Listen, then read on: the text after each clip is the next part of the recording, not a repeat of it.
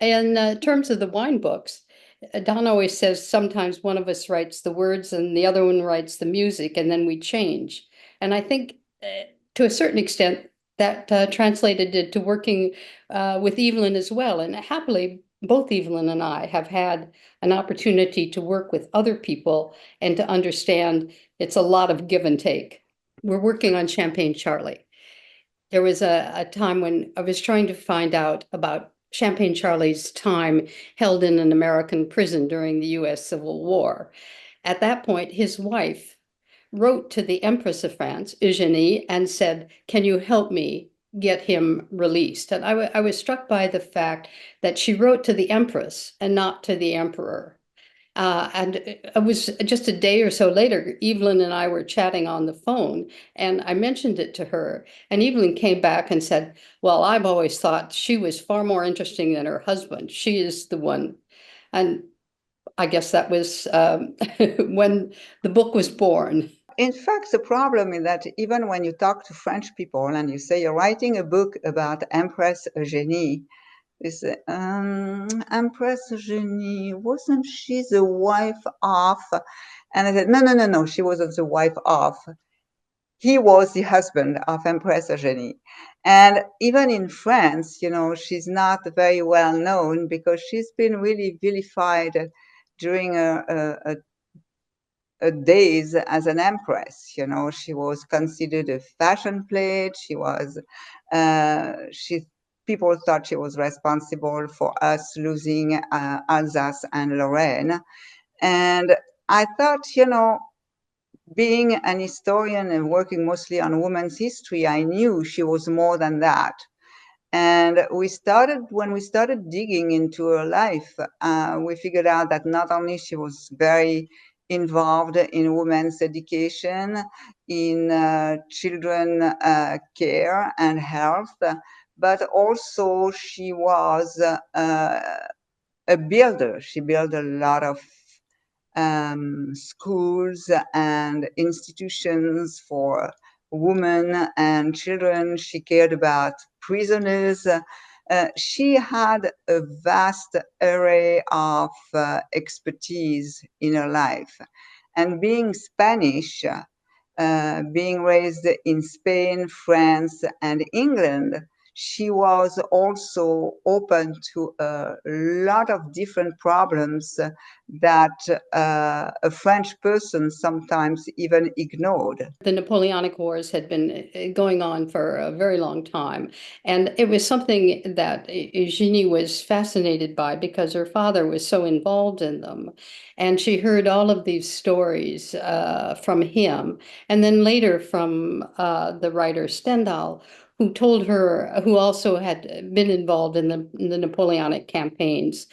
So she was very much aware of the wars. She was very much aware of the tensions, the political tensions of the time. And I think that influenced her makeup a great deal. At the beginning, I think it was the sort of glory, the excitement of battle. It all sounded wonderful to a young child. But as she aged and grew older and took on more and more responsibility, it was the horror of war that came through to her, the loss of life, the way men would be wounded and injured for their lives, and then that effect on the families, on the children, on their wives, on their whole family became something that she bore very that she carried with her very seriously and worried about a great deal. The supporting cast, as you say, you know, there were a lot of people around Eugenie during the wars because she went through two major wars, in fact, if you accept the wars that she met when she was a child in Spain. And that was a very, very troubled time when she was a child in her country. But in France, she was in Paris during the French-Prussian War in 1870. And then she was in England during World War I. So during the French-Prussian War, she had a few people around her that were really important to her: a husband, Napoleon III, and a son, the Prince Imperial, who went to war at a time where Napoleon shouldn't have been fighting because he was really in poor health. And that was certainly one of the reasons of his defeat. And during during World War First, it was different. She wasn't involved because she wasn't a sovereign anymore, but she was very close to the British royal family, and she opened up a property of in England, Farnborough, uh, to make a military hospital. And she was very, very close to. She became friends with a lot of the soldiers. She hired a British woman who was herself the daughter of a British officer to manage the hospital.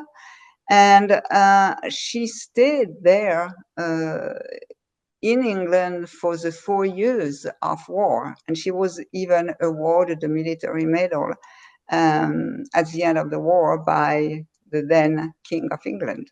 Well, certainly his uncle was a great conqueror who had worldwide ambitions.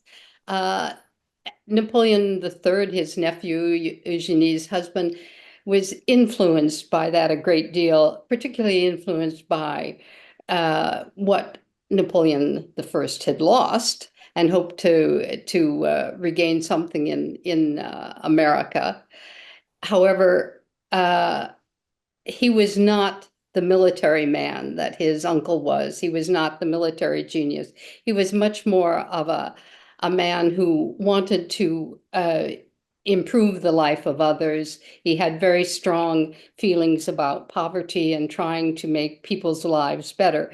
So from that standpoint, no, he was not a great conqueror. Well, the story started with Napoleon I. He was just a Corsican general during the revolutionary times in France.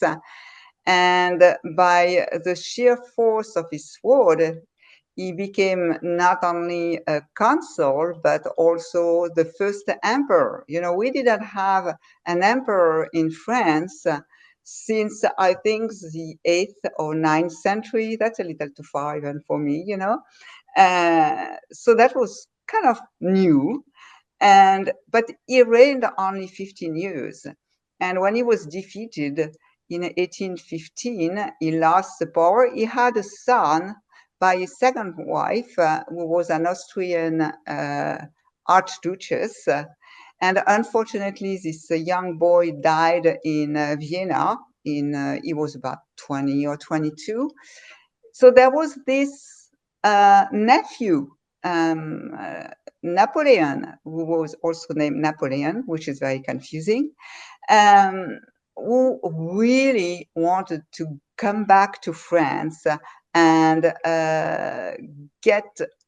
become president or king or emperor. Who knows? I'm not even sure he knew exactly what he wanted to do. But he wanted to come back to France and become very important. So he tried several coups. He failed miserably twice. And in 1848, when there was this European revolution, um, Republican Revolution, he came back to France.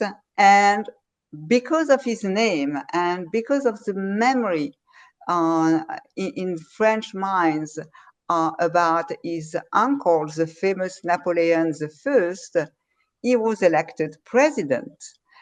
But that wasn't enough for him. He wanted to be an emperor like his uncle. So he made another coup with the help of his half brother, and he became Napoleon III in 1852. And it's only when he was defeated in 1870 that the Second Empire collapsed, there was the Third Republic. We have a lot of republic. We are in the fifth right now, talking about the sixth maybe coming up if we keep having problems.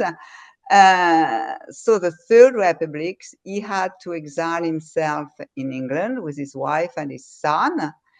And Napoleon, when he died kind of young, 3 years after the end of the French-Prussian War in 1873, and his son unfortunately died age 23 in Zululand under the British uniform, fighting for the British crown.